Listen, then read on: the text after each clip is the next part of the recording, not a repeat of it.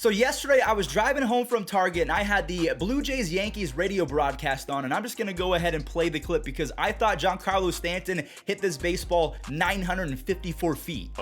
Swung on, there it goes. Deep left center. That ball is high. It is far. It is gone. But caught. I mean, I'm not even a Yankees fan, but I feel cheated. I want a coupon to the Yankees merch store in my emails immediately. But what's going on, everyone? It's Fuzzy. Welcome back to yet another MLB recap. We have a lot to talk about today, including Clayton Kershaw avoiding history because his manager took him out after 7 perfect innings, even though Clayton Kershaw was fine with it. Deep down, I feel like he was upset. Vladimir Guerrero Jr. hit 3 home runs while basically missing 3 fingers, and I can't believe I'm even saying this, but the Guardians, as well as this team right here, the Oakland A's, who imploded over the offseason, are the best offenses through the first week of the season. Make sure you guys are using code Fuzzy on SeatGeek if you're going to any baseball games or concerts anytime soon. And if you love baseball, don't be afraid to hit that subscribe button. Now, before we get into the recaps of yesterday's games, the Pirates are actually doing things right. A week ago, they gave Brian Hayes a contract extension, and then today it was announced that Brian Reynolds and the Pirates were avoiding arbitration. He's going to get about $13.5 million over the next 2 seasons, so good for him. I don't know if this makes it easier to trade him though, because now the next team realizes they're gonna have him for 2022 and beyond, so maybe that was a bad thing. All right, let's go ahead and talk about the lone walk-off victory from yesterday. It was a weird game down in Arizona. So Ketel Marte gets hit with the bases loaded in the 2nd inning, and that was the only run scored through the first 7 innings.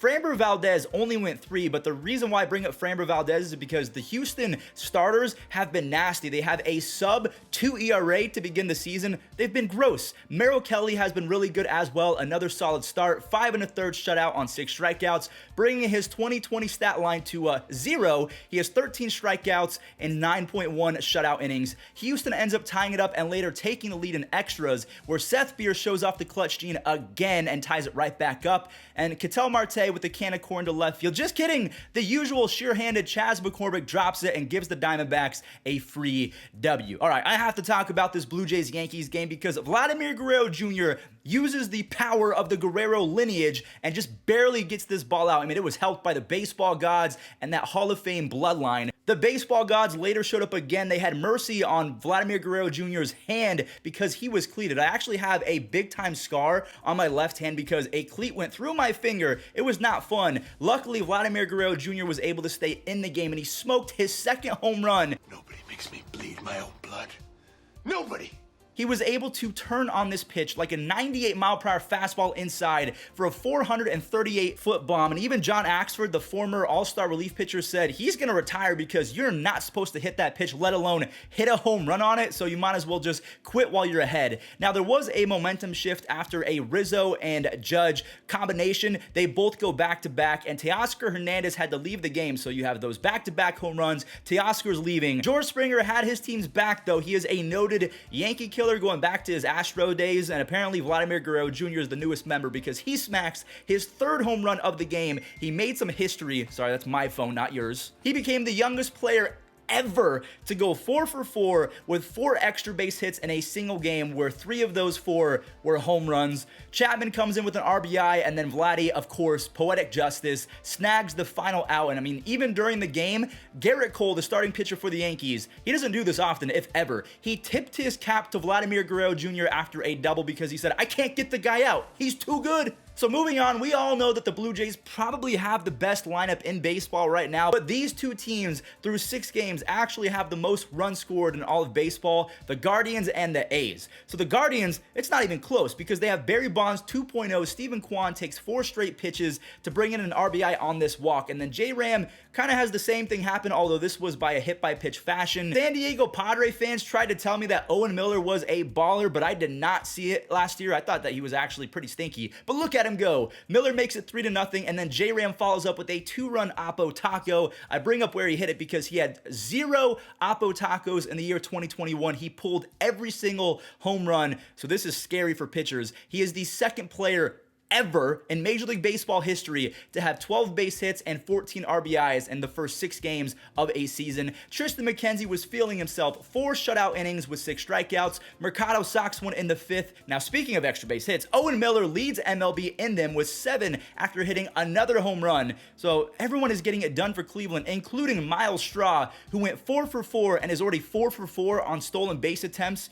I just want to mention, though, Tyler Stevenson hit a home run. He could be a top 3, top 5 catcher by the end of the year if he keeps this up. So shout out to Tyler Stevenson and shout out to the Guardians offense, who has been insane. The A's have been really good as well, and that's because Sean Murphy hit a home run. He went viral a few days ago for whatever this clip was. I found it amusing. He finds a barrel and powers this pitch 411 feet the opposite way. Trade bait, Frankie Montas was electric. I thought he was about to get traded to the White Sox, but that deal kind of fell through. He hurled nearly 7 innings with 6 strikeouts, did not walk anyone, and he got some more insurance runs from Christian Pache. Wander had a chance to make some noise in the bottom of the 9th, but he missed it, unfortunately, for Rays fans, and he fouls out to end the game. All right, let's talk about a perfect game that could have been but wasn't, because the Dodgers win easy 9-0. Let's talk about the offense, though. The bases were juiced early for Justin Turner to score to give Clayton Kershaw a little cushion, and he needed absolutely nothing because, oh my God, he did his thing. He used all 80 pitches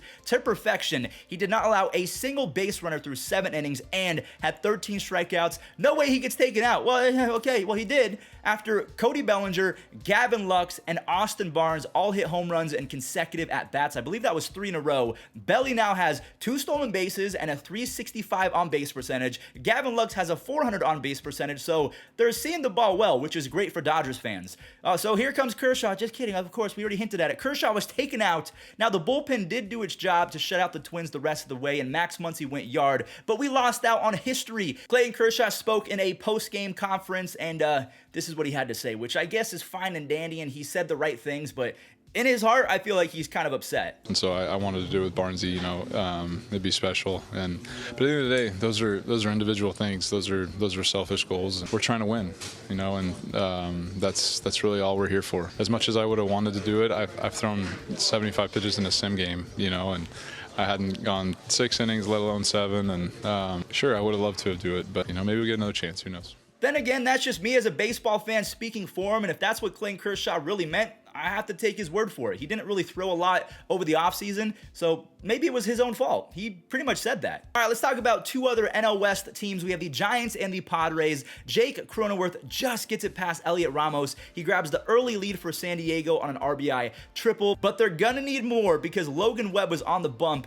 Former Philly Luke Williams comes in huge in the 2nd. He ropes a double to give Logan Webb a lead to work with, and that was no looking back from there because Logan spun his web yesterday, 7 strikeouts, no walks, and 8 innings of work. In his first 14 innings to start 2022, he's only allowed 2 earned runs, and this was after dominating in the postseason. So Logan Webb is looking like he is the real deal. Doval comes in for a very scary 9th inning. Now, luckily, he strikes out Beatty to make sure that Webb gets the W. And also a small little correction I do want to make. Yesterday, I said that if 2 teams came down to the end of the season and they were tied, it would not be a game 163 tiebreaker. Instead, it would be based off run differential. That was wrong. Here are the factors if 2 teams are tied at the very end of the season. So no more 163, but instead these rules. The Nationals faced off against the Braves yesterday, and Josh Bell's ground out opened the scoring, and Maikel Franco is doing his best Steven Kwan impression by hitting 700 in his last 10 at-bats, so he's 7 for his last 10. Josiah Gray was not fazed by the matchup of having to deal with the World Series champions. He gave up just 1 hit in 5 shutout innings, striking out 5 along the way. Max Fried was very good as well, 7 strikeouts and 5 1/3. Just unfortunately, he had to leave the game after taking a comebacker to the leg.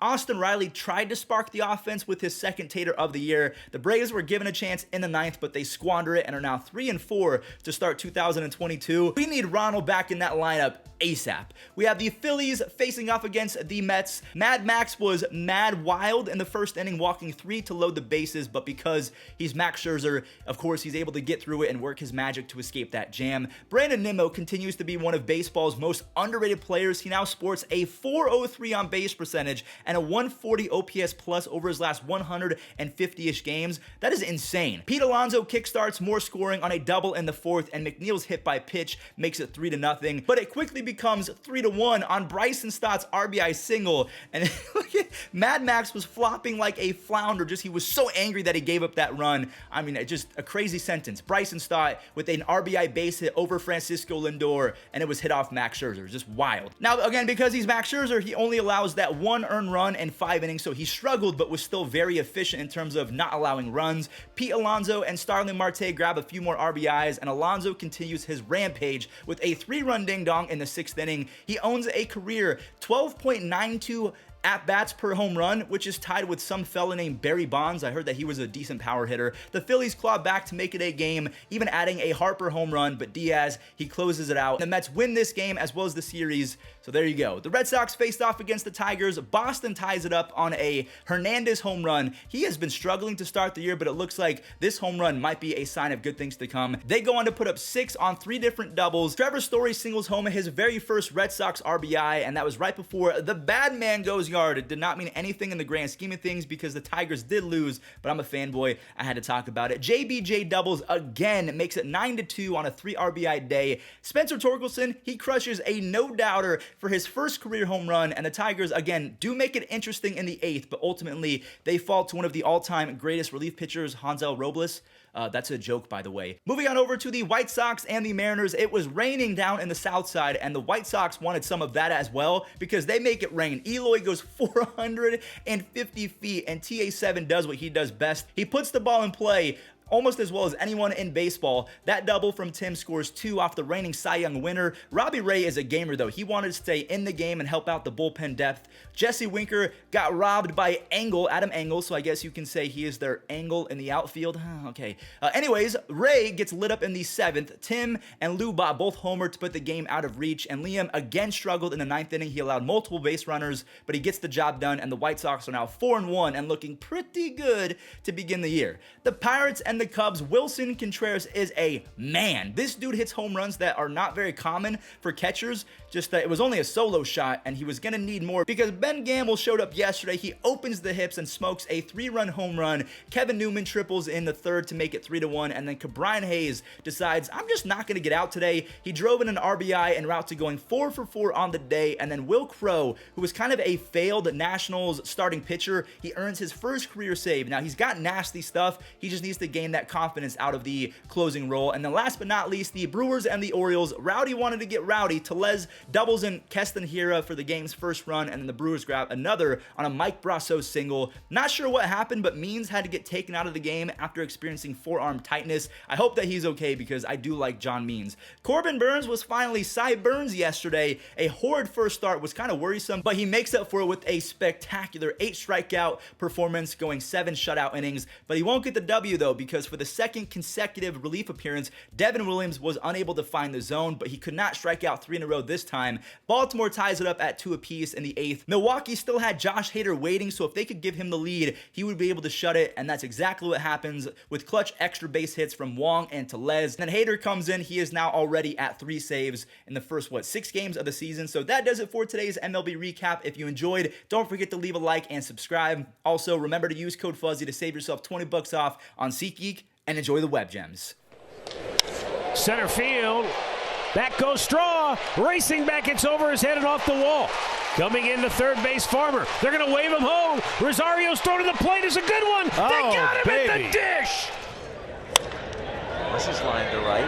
Gamble coming on, and Ben Gamble flying through the air, robs Hayward of a hit. Anderson tiptoeing the line. Suarez picks himself up, and it is in time. Eugenio Suarez flashing the leather down at 3rd. Hayes, line drive right field. Renfroe coming on. Renfroe makes the catch. Throw to first. Got him! Double play!